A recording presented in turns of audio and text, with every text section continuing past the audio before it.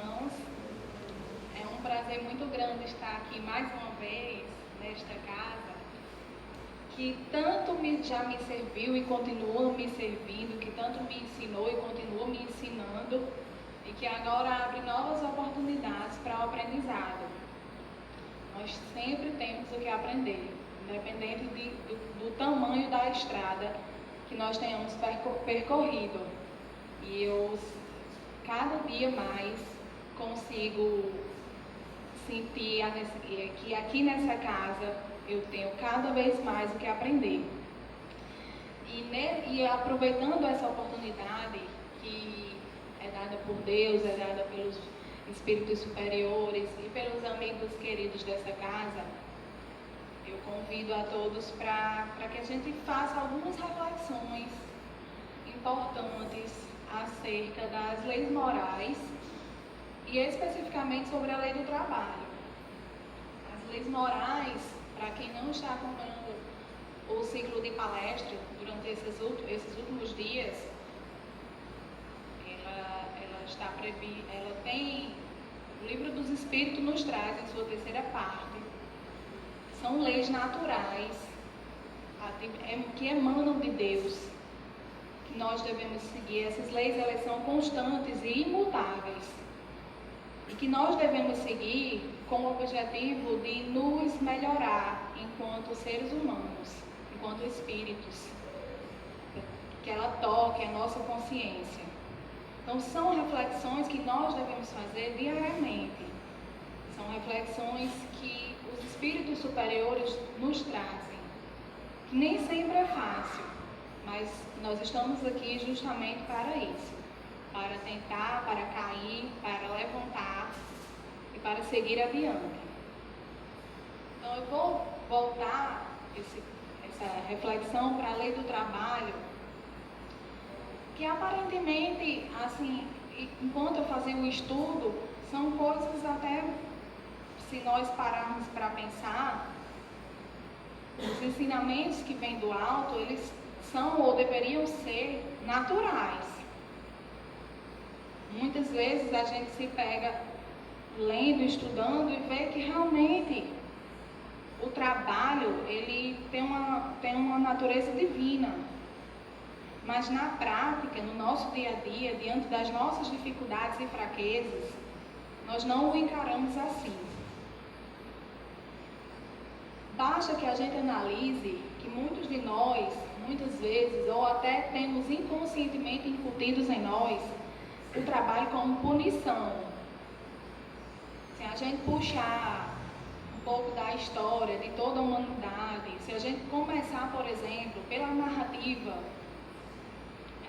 que nós conhecemos desde que começamos as primeiras lições de religião na escola sobre o mito de Adão e Eva, nós percebemos isso, porque conta a lenda de Adão e Eva, a história de Adão e Eva, que eles viviam num paraíso, que recebiam tudo, não precisavam de nenhum esforço, só tinham como dever não comer do fruto proibido.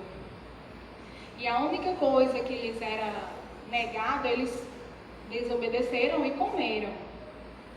Então, a partir daí, eles foram punidos. E dentre as punições está justamente, passou daí a necessidade deles trabalharem. Deles terem que proverem o seu sustento através do seu suor. Então, foram as primeiras noções do trabalho como punição. Mais adiante, a nossa história não é diferente. Se você puxar as civilizações mais antigas, onde surgiu a escravidão, o trabalho era tido como, era comparado a uma coisa inferior.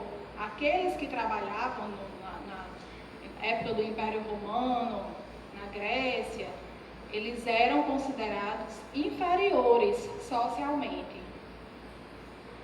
Depois, passando para o período do feudalismo, novamente essa coisa bem retratada de que o senhor feudal era aquele que possuía, que tinha um pedaço de terra, e o servo, o inferior, era o que trabalhava. Então, a acho que a partir de toda essa história, assim, se nós, até hoje, muitos trabalhos, muitas atividades desempenhadas são tidas por nós, às vezes até inconscientemente, como inferiores.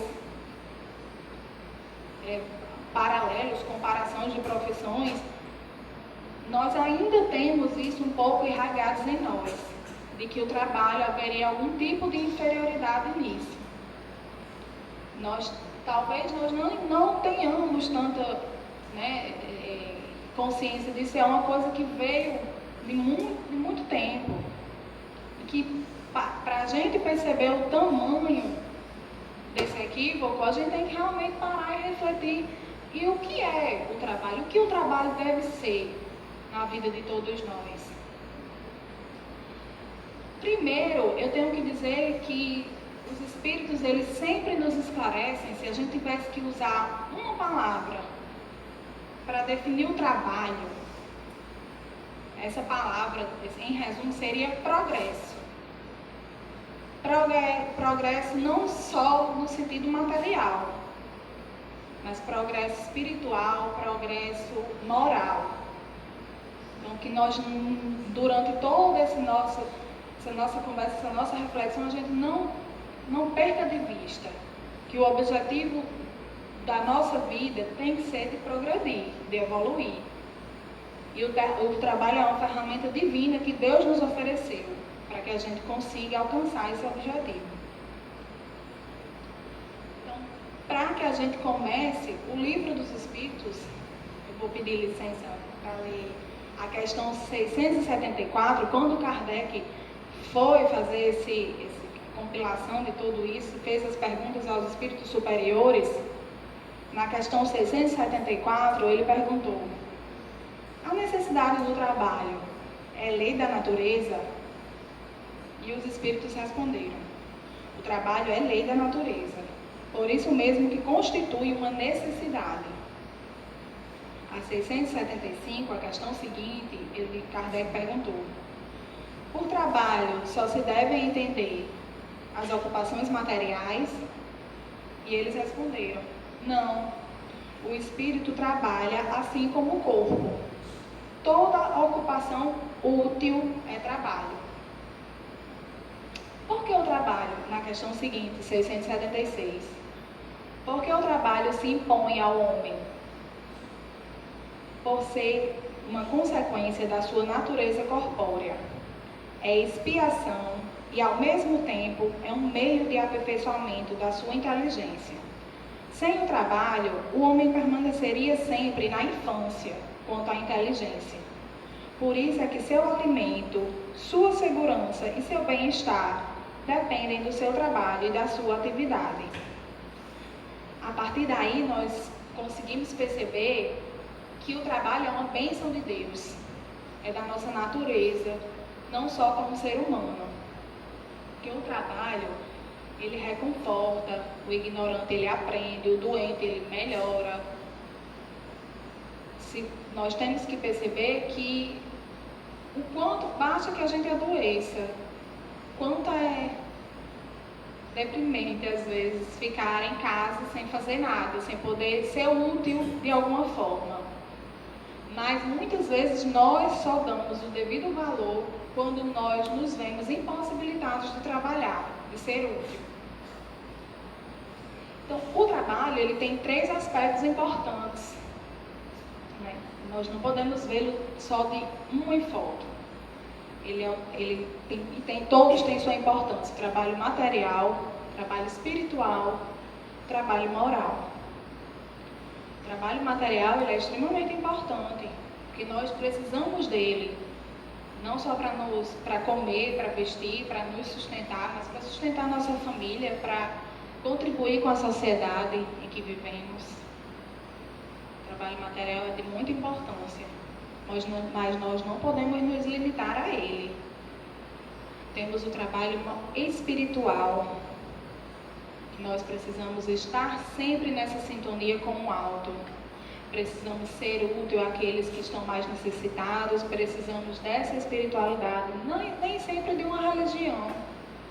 mas nós precisamos nos trabalhar para colaborar com o outro. E isso está diretamente ligado ao trabalho moral.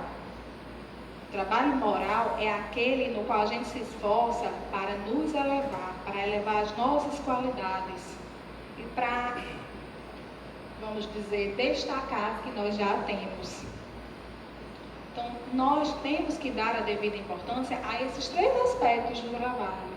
Será que nós não estamos falhando? Será que nós não estamos deixando ou nos omitindo em relação a algum dessas nossas obrigações de trabalhar?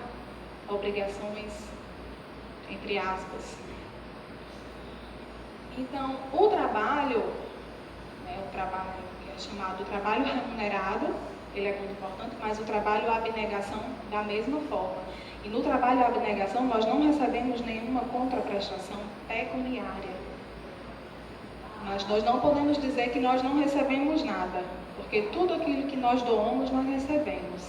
Nós oferecemos o bem, nós recebemos o bem. Assim como se a gente emana o mal, uma hora ou outra isso vai retornar para nós. Trabalho e dinheiro. Essa relação é muito natural. Normalmente nós associamos o trabalho ao dinheiro ou ao nosso trabalho profissional. E nós não podemos nos limitar. Nós devemos considerar sempre ligar o trabalho à noção de ação, de atividade. Porque muitas vezes nós efetuamos um trabalho de uma maneira mecânica. Nós não nos damos conta da importância. Às vezes normalmente o nosso trabalho é muito útil a outras pessoas, mas enquanto nós não percebemos isso, o trabalho não está atingindo sua finalidade. Porque nós temos que dar a devida importância ao trabalho que fazemos. Nem sempre nós fazemos aquilo que desejamos ou aquilo que planejamos. Mas mesmo assim nós temos que desligar essa noção de sempre estar ligado a dinheiro. Não que o dinheiro não tenha importância, porque tem. Como eu disse, a gente precisa comer, vestir. Nós temos nossas necessidades materiais. Mas a questão do trabalho ligado à ação é justamente para nós pensarmos em relação à ociosidade. Normalmente as pessoas que trabalham, elas são realizadas, se sentem mais úteis, e as pessoas que são ociosas, elas normalmente não têm com o que contribuir. E é tão interessante porque parece que muitas vezes o nosso esforço é justamente nesse sentido, de buscar a ociosidade. Eu digo isso de uma maneira geral, claro. Mas muitas vezes nós nos esforçamos para passar no concurso público, porque a gente acha que está numa situação financeira difícil, ou quer uma condição melhor de trabalho, e se esforça muito, e obtém a graça de passar no concurso. Mas com que objetivo? De trabalhar, de ganhar mais dinheiro e trabalhar menos, se possível não trabalhar. Se a gente encontrar alguém para trabalhar com a gente, para a gente está perfeito. Outras vezes a gente pensa, eu queria ganhar na Mega Sena, para que eu fique só em casa, deitado, só viajando, sem fazer nada. Às vezes nós ensinamos aos nossos filhos, nós orientamos que eles escolham uma profissão que dê mais dinheiro e que eles não trabalham, como se existisse. Então, é muito importante a gente perceber a noção de utilidade, o quanto o ócio ele nos é prejudicial. Então, o quanto nós temos que afastar a ideia de dinheiro. Ele não é sinônimo de trabalho. Nem necessariamente nós vamos trabalhar para receber o dinheiro, ele é uma consequência.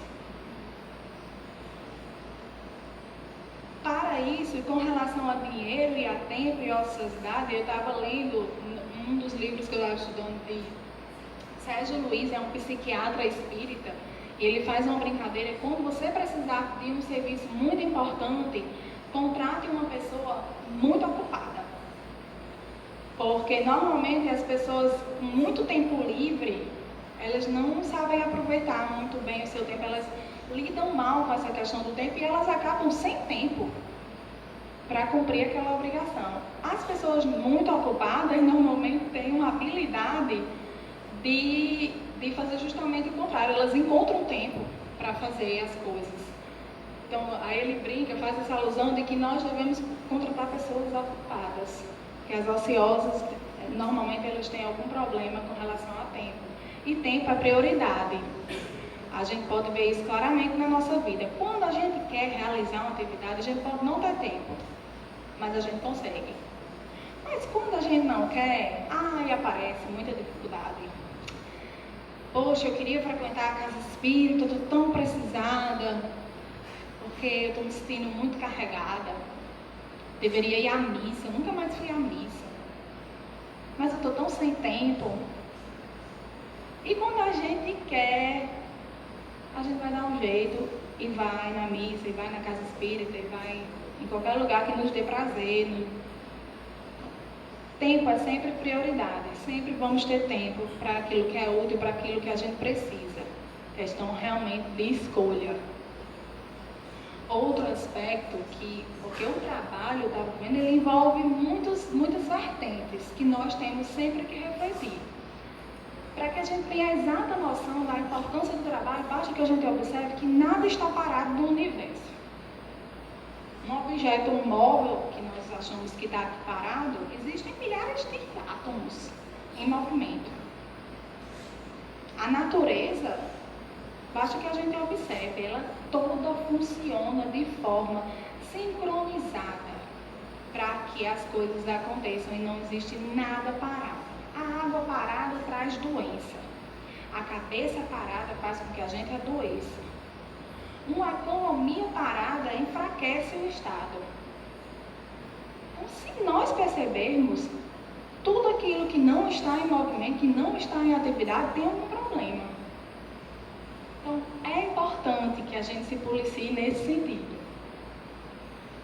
Porque é incrível como o trabalho está diretamente ligado à nossa saúde mental. Não só a existência do trabalho, o pouco trabalho, o muito trabalho, ele está ligado a isso. Porque os espíritos também nos dizem isso, que ao lado da prece e da fé, o trabalho é a cura para todos os nossos males.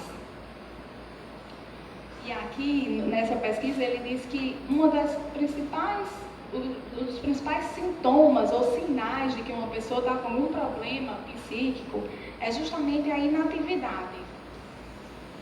Normalmente as pessoas, quando estão ficando com algum problema, vão acabando as forças para trabalhar, para fazer atividade, para o que seja. E você vê que alguma coisa não vai bem, a depressão, por muitas vezes, nos deixa assim, sem conseguir fazer nada, sem conseguir ser útil. E pior que há quem diga e quem associa e diz, depressão, falta do que fazer, arrume um trabalho que essa depressão vai embora. A gente tem mania de dizer isso. Mas quem teve, ou quem conheceu alguém de perto que teve depressão, sabe que é um problema muito maior do que isso. Não se trata de não querer trabalhar. Se trata de não conseguir forças para levantar da cama e realizar qualquer atividade. Então, nós não temos que associar esse tipo de doença à noção exclusiva de falta de trabalho e atividade. Não. É claro que, para aquelas pessoas que estão com um problema, inclusive a depressão, é muito indicável que ela tente ocupar o seu tempo livre, para que justamente vá afastando os males de que está acometida. Mas, claro, dentro de suas possibilidades, porque cada um sabe o que é possível e o que não é. Nós só não podemos diminuir o problema. E aí, voltando para o que os espíritos nos disseram sobre a ocupação útil, que do trabalho ser ocupação útil. Então, a noção de utilidade que nós devemos buscar é justamente a partir de quem está executando. Quando eu estou executando o meu trabalho, eu tenho que considerá-lo útil, eu tenho que considerar importante. Então, e eu não devo buscar fazer somente aquilo que eu gosto. Antes disso, nós devemos aprender a gostar do que fazemos. Quando nós começamos a valorizar o que fazemos, aí nós podemos ir buscar aquilo que queremos. Ah, mas é muito fácil falar. Às vezes as necessidades nos obrigam a fazer coisas de que não gostamos. Verdade. Verdade. Mas se nós não mudarmos essa sintonia, ou nós não tentarmos primeiro viver um dia de cada vez, a aprender a gostar daquilo, a perceber o quanto aquilo é útil, o quanto está sendo importante e produtivo, nunca você vai se realizar em nada. Não é à toa que as segundas-feiras, segundo as estatísticas, é o dia da semana em que as pessoas mais adoecem. Normalmente o domingo à noite é melancólico, é triste. E normalmente nós não fazemos nenhuma atividade prazerosa no domingo, porque nós temos que guardar a energia para a segunda trabalhar. Ai, que martírio trabalhar na segunda-feira. E é como se nós estivéssemos sempre fazendo uma coisa negativa. E quando nós estamos nos preparando para uma coisa negativa, nós nunca vamos realizar um presente de forma positiva, porque nós sempre estamos nos preparando para o pior. Então é muito importante que haja essa mudança interior, de que seja onde nós estivermos exercendo nosso tipo de trabalho, é importante tentar se policiar e aprender a gostar do que faz. O que não quer dizer se acomodar. Muitas vezes nós estamos realizando uma atividade e queremos mais, queremos ser útil em outro campo. Mas para isso nós vamos nos esforçar, nós vamos buscar os meios sem nos lamentar, nem desmerecer o que a gente conseguiu até hoje. Então, com relação a isso, com relação a essa questão do prazer no trabalho, existe aí uma lenda de que muita gente diz que quer ter prazer no trabalho, como se fosse possível existisse algum trabalho em que a gente só tivesse prazer, não tivesse nenhuma contrariedade. Mesmo quando a gente faz o que a gente gosta, vão ter dias que a gente vai estar cansado, que a gente vai ter preguiça de acordar na mesma hora, ir todos os dias. E vai chegar um ponto que aquele trabalho que a gente tanto gosta já não é tão bom assim. Então, se nós não mudarmos isso dentro de nós, nós vamos estar sempre frustrados. Quando isso, é muito natural que isso aconteça, a rotina, as dificuldades, o cansaço, o acúmulo. Então, é muito natural, mas quando nós mudamos isso, nós estamos nos renovando, nós estamos sempre fazendo uma atividade que nos traz felicidade, nos traz prazer, sim, mas não todos os dias, todas as horas. Não existe. Porque muitas vezes o que acontece são pessoas que têm sonhos, que buscam um empreendimento, buscam uma atividade, e nas primeiras dificuldades se frustram, abrem mão e não conseguem. Como se aquelas dificuldades fossem doenças. Mas as dificuldades existem para todos. O que vai diferenciar é a forma como nós vamos lidar com essas dificuldades. E aí, eu vou até com relação a renovar a atitude, se a gente não aprender a fazer isso, a gente vai ser sempre infeliz. Eu sempre lembro do caso de um colega meu de outro estado, que ele muito novo, com 22, 23 anos, mal terminou a faculdade de Direito e passou no concurso e veio morar aqui em Mossoró. E ele chegou aqui, o salário era baixo e ele reclamava bastante do salário. Até gostava do que fazia. Mas aquela reclamação era uma coisa diária. E ele não se conformava e tornou-se aquela pessoa que todo mundo evitava. Porque não tem coisa mais chata do que a gente conviver com gente que só reclama.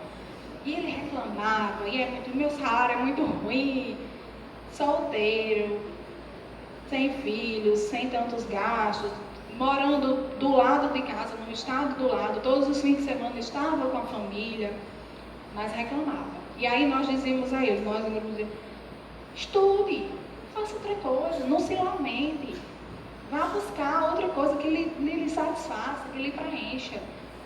Ele voltou a estudar, estudou muito, se esforçou, passou num concurso muito bom, num estado lá do norte do país. Foi para lá feliz da vida. E aí, com uns meses, até, acho que mais de ano, ele veio em Mossoró, muito engraçado, que a gente tinha uns colegas que trabalhavam, ei, eu estou ganhando mais do que vocês agora, viu? E todo mundo ria porque ele já era pior. E ele estava muito satisfeito com aquilo. Passou mais um tempo, ele veio em Mossoró, super frustrado. Mas o que foi? Você não está lá, o que é que está dando errado? Pois é, estou ganhando muito bem. A estrutura lá é muito boa de trabalho. Eu tenho uma equipe maravilhosa, mas estou tão longe de casa. Não sei até que ponto esse dinheiro está me valendo a pena. Queria tanto passar no concurso e voltar para cá. Ah, tá. Então, é quando a gente vê, muitas vezes, que nós nunca estamos satisfeitos. A gente sempre tem o que reclamar. Enquanto a gente não mudar essa atitude, as coisas só pioram. Vai indo, depois piora.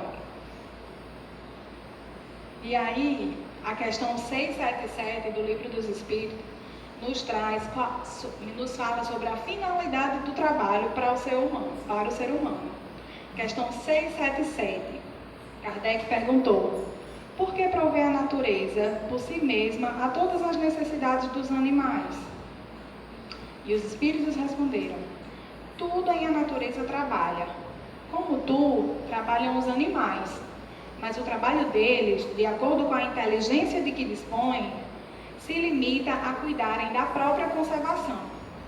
Daí vem que do trabalho não lhes resulta progresso, ao passo que o do homem visa duplo fim: a conservação do corpo e o desenvolvimento da faculdade de pensar, o que também é uma necessidade e o eleva acima de si mesmo. Então é daí que eles nos ensinam que o progresso ele vem da continuidade, da perseverança. Fazendo uma analogia, a gente quer um resultado muito imediato. Nossa, eu já estou formada há 5 anos, isso tudo uma vida inteira. Cadê a parte que eu fico rico e que eu trabalho bem pouco? Como se a gente não tivesse todos os dias que se esforçar, passar pelas dificuldades. Faço analogia à musculação. Muitas vezes a gente procura uma academia, os músculos estão lá trabalhando enquanto a gente está fazendo musculação. E aí, mas com um mês você não viu o resultado. Muito cansativo, eu não vou querer não. Mas aquele outro que foi perseverante e passou mais tempo, com 1 ano de atividade física, nossa, está muito satisfeito com o resultado. Mais saudável, os músculos de uma maneira que está mais feliz. Então, o trabalho, ele vem da continuidade, não é de uma hora para outra. O resultado, o sucesso que nós tanto buscamos, não vem de uma hora para outra. E nós não temos que esperar chegar, nós temos que viver o hoje, nós temos que aproveitar a cada dia, porque quando a gente percebe, o sucesso já chegou há muito tempo. E nós não percebemos, porque nós estávamos ocupados vivendo. Não estávamos criando expectativas com o nosso sonho que teria que realizar ou não. E também, muita gente, eu estava vendo e se questiona assim, e quem não precisa? Há quem não precisa trabalhar? E quem não pode trabalhar? Os espíritos também trataram dessa questão no Livro dos Espíritos. Porque Kardec perguntou: achar-se-á isento da lei do trabalho o homem que possua bens suficientes para lhe assegurarem a existência? Do trabalho material, talvez.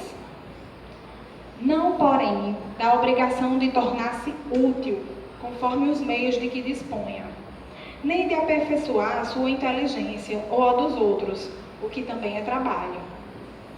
Aquele a quem Deus facultou a posse de bens suficientes a lhe garantirem a existência não está, é certo, constrangido a alimentar-se com o suor do seu rosto, mas tanto maior lhe é a obrigação de ser útil aos seus semelhantes, quanto mais ocasiões de praticar o bem lhe proporciona o adiantamento que lhe foi feito. E quando nós nos deparamos com essa questão, nós não podemos esquecer daquela máxima: a quem muito é dado, muito será cobrado. Nós que acreditamos em um Deus justo, misericordioso, não podemos conceber que Ele fosse nos permitir adquirir fortunas para que nós fôssemos utilizá-las exclusivamente para o nosso bel prazer, para o nosso exclusivo bem, só para gozar os prazeres materiais ou para ficar na ociosidade. Enquanto a maioria de nossos semelhantes está morrendo à míngua, na miséria. Não, as fortunas também têm suas utilidades, porque não pensem que possuir fortunas é tão fácil assim como nós imaginamos. A responsabilidade é bem maior e nem sempre nós passamos na prova da abnegação e da humildade, da caridade, quando nós estamos diante de uma fortuna. Talvez seja uma prova ainda maior do que a prova da pobreza, porque lidar com a pobreza torna tudo mais fácil. Mas a riqueza pode até nos deixar agora aqui nessa vida material, pode parecer tudo mais fácil, mas nós teremos que responder pelo que deixamos de fazer, pelo bem que não fizemos, pelo mau emprego dessa fortuna. A outra pergunta também de Kardec é: mas não há homens que se encontram impossibilitados de trabalhar no que quer que seja e cuja existência é, portanto, inútil? E os espíritos respondem: Deus é justo, por isso só condena aquele que voluntariamente tornou-se inútil a sua existência, porquanto esse vive às expensas do trabalho dos outros. Ele quer que cada um seja útil de acordo com as suas faculdades. E a próxima pergunta fala se a lei da natureza impõe aos filhos a obrigação de trabalharem para seus pais. E os espíritos respondem: certamente, do mesmo modo que os pais têm que trabalhar para seus filhos. Foi por isso que Deus fez do amor filial e do amor paterno um sentimento natural. Foi para que, por essa afeição recíproca, os membros de uma família se sentissem impelidos a ajudarem mutuamente, o que, aliás, com muita frequência se esquece na vossa sociedade atual. E essas duas últimas perguntas nos fazem lembrar da nossa responsabilidade do trabalho para com o próximo, para a família, para com a sociedade, para com aquele que não tem condição. Porque há aqueles que querem trabalhar e não tem como. Então, nos cabe também o papel de colaborar. Nós não trabalhamos somente para nós ou para aqueles 2, 3 membros da nossa família. Nós temos uma responsabilidade social com o nosso trabalho. E assim, nós, quando estamos estudando a lei do trabalho, e antes de passar para uma outra lei natural que está diretamente ligada ao trabalho, que é a lei do repouso, eu trouxe para vocês uma reflexão para que ela para mim, resumiu um pouco de tudo isso que os Espíritos nos ensinam sobre a importância do trabalho, que é o caso da borboleta. Existe um conto aí de uma pessoa que estava andando e viu um casulo de uma borboleta preso a uma árvore, a uns galhos, um pouco assim, e ele percebeu que a borboleta fazia muito esforço para sair daquele casulo, e ela se debatia e não conseguia sair porque o casulo era muito resistente. E ele ficou observando aquele drama da natureza, como os seres precisavam também lutar, e ele via o esforço da borboleta, até que depois de muitos minutos observando, a borboleta parou, como se as suas forças tivessem se esgotado. E aí ele foi, bateu assim na casca do casulo, e aí ela continuou novamente a se bater, e ele vendo que ela queria sair, depois de muito tempo daquele sofrimento, se eu não posso ficar assistindo aqui inerte, pegou uma tesoura, cuidadosamente cortou aquele casulo para permitir que a borboleta saísse dele e acabasse com aquele sofrimento. E assim foi, ela saiu e ele ficou muito feliz que tinha ajudado. Mas ao mesmo tempo, quando ele olhou melhor, ele percebeu que a sua ajuda, aquela borboleta, na verdade, tinha dado causa à sua condenação. Porque quando ele olhou melhor, aquela borboleta era bem franzina, as asas ainda atrofiadas, muito pequena. E ali jamais ela conseguiria voar. Ela não conseguia sequer se rastejar, porque ela não tinha desenvolvido ainda o que ela precisava para voar. E aí ele percebeu que muitas vezes que ela precisava daquele esforço para se tornar uma borboleta mais forte, ela mesma conseguir quebrar o casulo e voar e alcançar voos. E essa analogia é feita para conosco, seres humanos. Muitas vezes nós precisamos das nossas dificuldades, nós precisamos nos esforçar, nós precisamos perseverar na atividade útil para que a gente possa sempre alcançar voos mais altos. E aí, depois de refletir sobre toda essa importância do trabalho, nós não podemos deixar de refletir sobre o repouso. Porque nós, às vezes, confundimos a nossa necessidade material e espiritual de trabalhar, mas nós nos esquecemos da importância similar do repouso. E os espíritos também trataram disso, quando Kardec perguntou: sendo uma necessidade para todo aquele que trabalha, o repouso não é também uma lei da natureza? E os espíritos responderam: sem dúvida.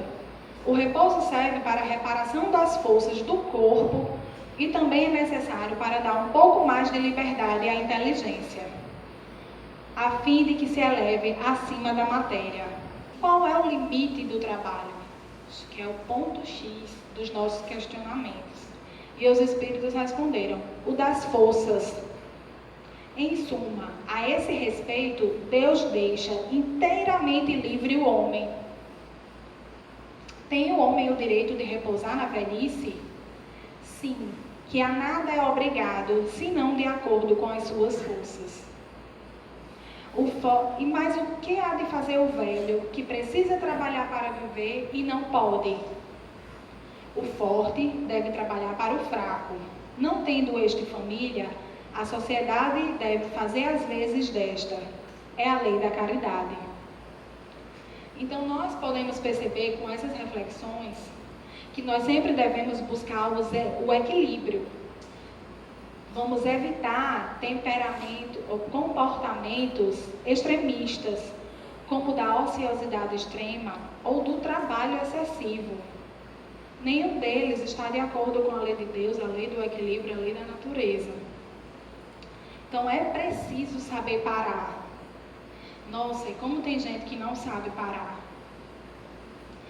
Muitas vezes as pessoas trabalham de maneira compulsiva, mas se nós buscarmos saber o porquê disso, muitas vezes é uma fuga.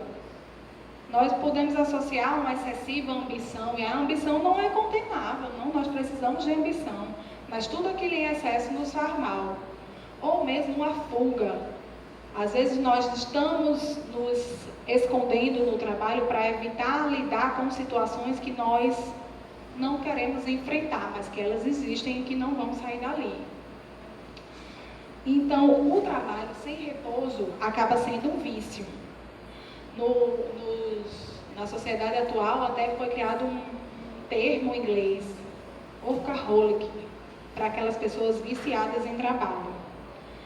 Mas tem um livro de uma enfermeira australiana que lida com pacientes terminais. E ela escreveu sobre os 5 maiores arrependimentos deles, depois de efetuar diversas conversas e relatos. E em segundo lugar está o arrependimento de ter trabalhado demais. Nós não percebemos isso. Nós sempre estamos adiando o nosso sonho como se isso fosse possível. Muitas vezes, as pessoas trabalham tanto que chega a um ponto que não conseguem repousar a mente. Acho que todos nós, ou então muitos de nós, já tivemos um dia muito estressante em que a gente deita e a mente não para.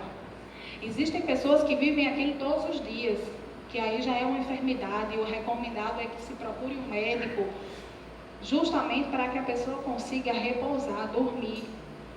E aí o repouso se mostra novamente como um remédio para todos os nossos problemas.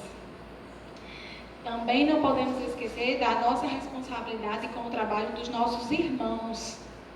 Às vezes nós temos pessoas subordinadas no trabalho e nós, pelo nosso poder de mando, exercemos um trabalho excessivo, fazemos aquelas pessoas se submeterem a trabalhos excessivos. Nós temos responsabilidade quanto àquilo, nós devemos ser humanos antes de qualquer coisa. Antes de ser um excelente profissional, dedicado, produtivo, nós devemos ser humanos. E aquele ser humano com o qual trabalhamos também tem suas necessidades e suas limitações. E para isso, nós também associamos a questão das desigualdades sociais tão presentes no nosso dia a dia. Hoje nós vemos um problema, não é nacional, é mundial.